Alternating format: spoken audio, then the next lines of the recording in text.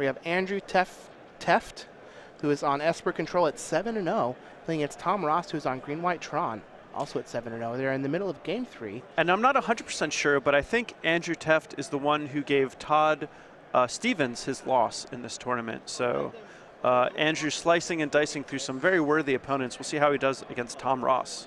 Yeah, he's been going through the alphabet. He's on the T's for now. We got the black hoodie versus the black leather jacket. And so Tom has a relic of Progenitus and an expedition map. Andrew is going to use a fetch on Tom's end step. So it looks like Tom won Game 1 and Andrew won Game 2. And this Relic of Progenitus, even though the Esper control deck isn't a graveyard style deck, Relic of Progenitus still does a lot of good work post-board in being able to combat not only Snapcaster Mage, but also Lingering Souls and Tassiger, which both make an appearance in this Esper control deck. And worst case scenario, a Dragio card. Yeah. Yeah, Relic of Progenitus, it's one of those cards where in certain matchups it's going to be really powerful, and the opportunity cost is quite low on it because you can always cycle it. I mean, granted, that is a cost, but it's a low one.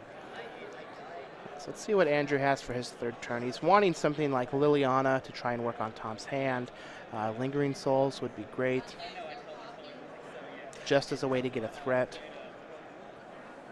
Yeah, just going to pass the turn. One thing that I like about Andrew's deck being a Esper control deck rather than what we see sometimes as a Jeskai deck is that the discard is going to be quite potent against Tom's deck. He's going to be in kind of an awkward scenario where he doesn't want to hold on to his threats for too long because they can get tagged by discard, but if he jams them out there, he may run into a mana leak.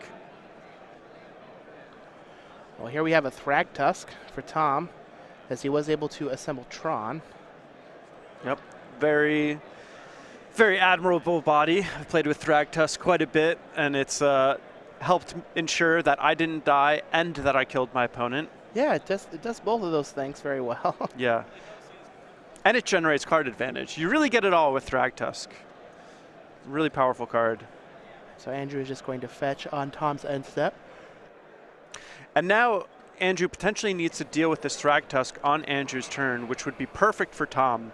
Tom just wants to make Andrew tap out on Andrew's turn so that Tom will be able to land something without having to worry about counter magic. All right, Andrew just has a land. I think it's a Drowned Catacomb. We've got a little glare there. Yeah. Thragtusk is going to enter the red zone. And one thing that's also a little interesting about this is a card like Thragtusk can really throw an opponent for a loop if they're playing cards like Negate or Counter Squall. Normally you would want cards like that because with the Tron deck they can just get a bunch of mana and be able to pay for a card like Mana Leak. But if you're playing Negate and Counter Squall, then you can't counter the Thragtusk.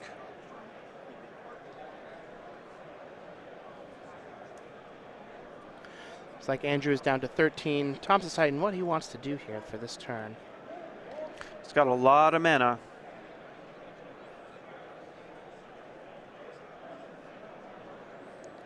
He's likely just contemplating playing around counter spells.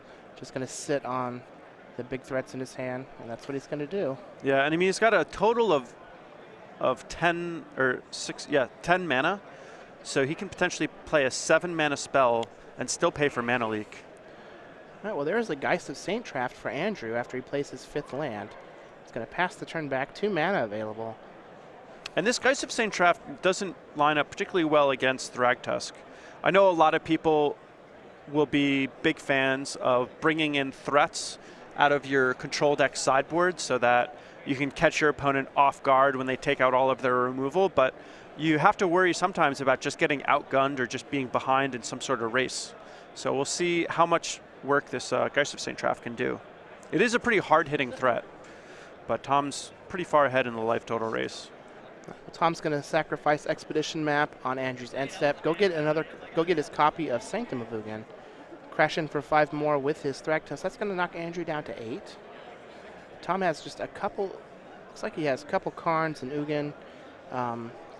just deciding if he wants to start jamming these threats and make Andrew use his cards now, or just sit back on this Thragtusk. And so this is Tom casting a threat with mana available for Mana Leak, but it looks like Andrew has a Counter Squall. So Counter Squall is going to counter, and so it's a negate and makes the opponent lose 2 life. Yeah, really sweet card.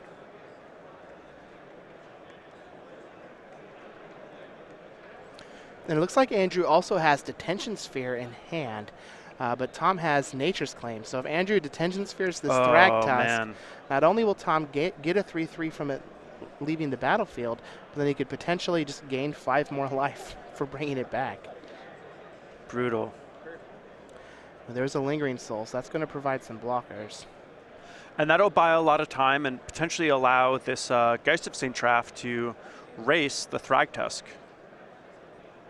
Tom can potentially pump the brakes and not attack with Thragtusk so that can block the Geist of St. Traff, but then Andrew will be able to start attacking with the Lingering Souls. So Andrew's kind of ensuring things line up fairly well for him.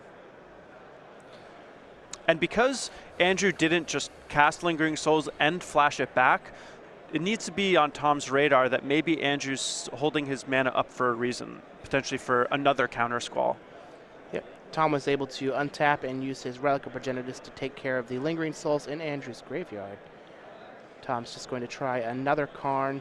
He's holding that Ugin back. But a Counter Squall is going to take care of Karn. Sanctum of Ugin is going to be sacrificed. Let's see what he goes and tries to find.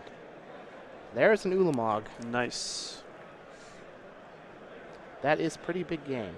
Oh yeah. That doesn't get chump blocked by Lingering Souls particularly easily. Yeah, and since he has this Ugin that he's going to try and slam next turn, I think there's a chance that he just doesn't attack, which he is. He's just going to pass with the Thragtusk. Yep. Wants to protect his life total. And obviously Tom doesn't have the deck list and doesn't know that Andrew plays exactly 2 Counter Squalls, but he's got to think that his opponent's, you know, running out of this stuff at some point. Mm-hmm. It also looks like Andrew has 2 copies of Spreading Seas in his graveyard. I'm quite sure those probably came in. Yeah.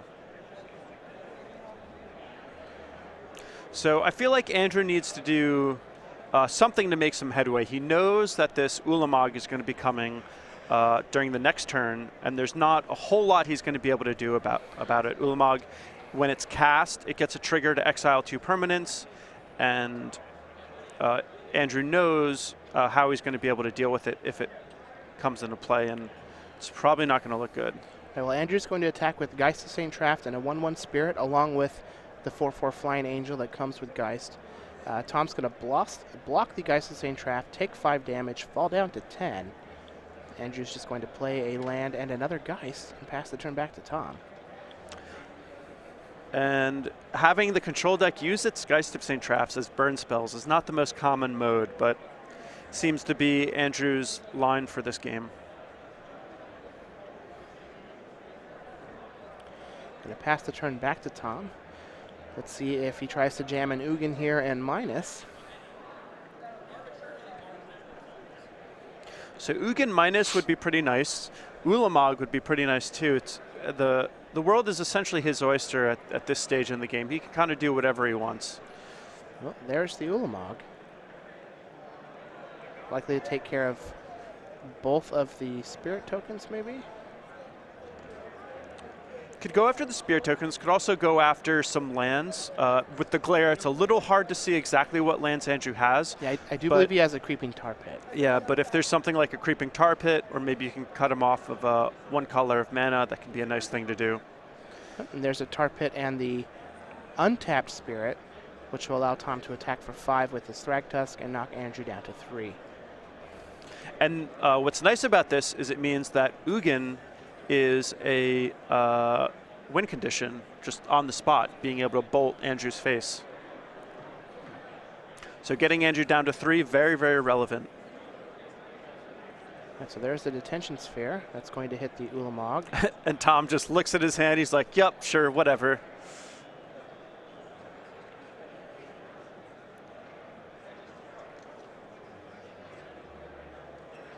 So what's interesting about this is I believe Tom has a Nature's Claim, and he could use that on the detention sphere to block the Geist of St. Tefft, but that would make it so that Andrew would gain 4 life. Mm-hmm. So it looks like he's just going to take the 7 and fall down to 3. I like it. I think he's banking on this Thragtusk plus Ugin. Andrew needs to have 2 answers to both cards in his hand. Yeah, unlikely to do so. So there's the path to exile. He needs a negate or a counter squall. Mana leak is not going to do it because Tom just has tons of mana. He's going to get a beast token for his troubles. This does seem like it was a very close game. I mean, look at the life totals. You know, 3-3. Both players have lethal threats on the board. Looks like we're just going to get an Ugin. Ugin's such a sweet card too. This is unfortunately we only see it out of this green white or these green Tron decks, but it is a very, very sweet card. One of the ones that when it was in standard, I wish I had played with it more. Look at it, it's just so cool. It is. Let's see if he goes for it or if he just tries to play it. Oh, he's going to go with the Ugin. Yep. And I like this. Now you kill your opponent. All right, +2 up top. He's going to minus. Oh, wow. So I wonder if there's a life gain card that he's playing around. Either way, this is going to work out pretty well for Tom. He definitely has more than enough to beat Andrew on the following turn. Yeah. And without the presence of a card like Creeping Tar Pit, Tom should be pretty safe. These Esper decks don't have any direct damage. Looks like Godless Shrine was what was exiled by the World Breaker. And Andrew is just going to extend the hand. Tom Ross is going to win 2-1 with Green-White Tron and move on to 8-0. Yep. Undefeated. And Tom Ross